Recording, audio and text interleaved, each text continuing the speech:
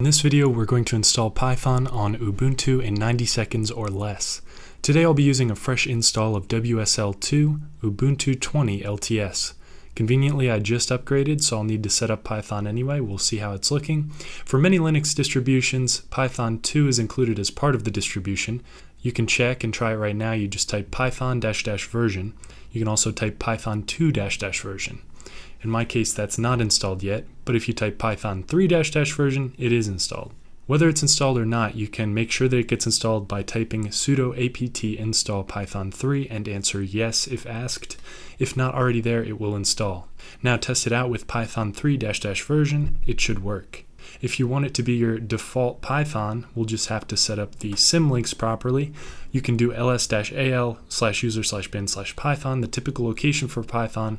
See if it's there yet. If not, we can do unlink/user/bin/python because typically that's just a symlink. In our case, we don't have to do that because it's not there yet.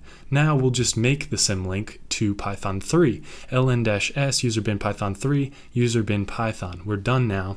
We can echo one line into a test file. We'll just print hello world, put it in test.py. We will run Python on test.py, and look at that, we got our message, and that's it. So that's all for this video. Thanks for watching.